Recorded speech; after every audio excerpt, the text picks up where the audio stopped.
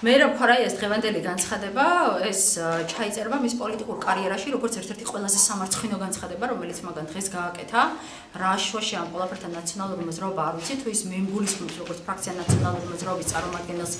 თვითონ შეუძლია მობრძანდეს მე არაერთხელ შევთავაზე ქვარაიას აქ მოსვლა და ამ ბავშვებთან შეხვედრა თვითონ შეუძლია მოვიდეს თვითონ შეუძლია დაელაპარაკოს ამ ბავშვებს და თვითონ შეუძლია ნახოს დადიან თუ არ დადიან და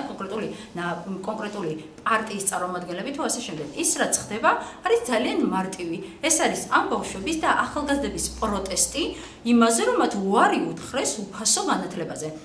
და მათ უარი უთხრა უფასო განათლებაზე იმ მერიამ და საკრებულომ რომელმაც ორჯერ გაიზარდეს ხელფასების სულ ცოტა ხნის უკან ამიტომაც თუ ეხა ეს არის ძალიან კარგად დაგეგმილი და მათი მხრიდან მოფიქრებული ამ საკითხის პოლიტიკურ ველზე გადაყვანა იმიტომ რომ ეს მათ უადვილებს შემდეგ თქვან რომ არ დაფინანსდა იმიტომ რომ ეს იყო ნაციონალური მოძრაობის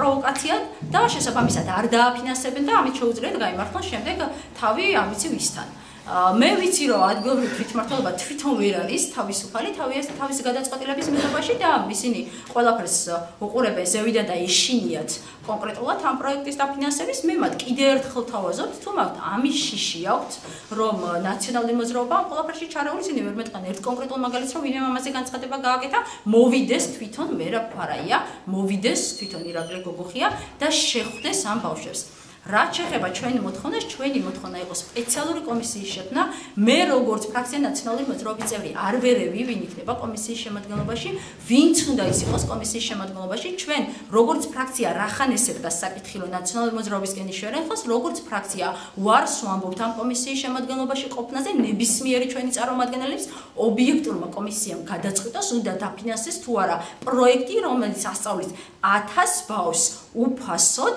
მათ შორის სოციალური დაუცველებს და დევნილებს. მე არ ვარ არც პოლიტიკური პარტიის წარმომადგენელი, მე ვარ ზუგდიდის განვითარების ერთ-ერთი მოხალისე მასწავლებელი და ძალიან შეურაცხყოფელი არის, როდესაც საკრებულოს თავმჯდომარე ამბობს, რომ ჩვენმა რომელიღაც პარტიის წევრი და ჩემთვის პირადად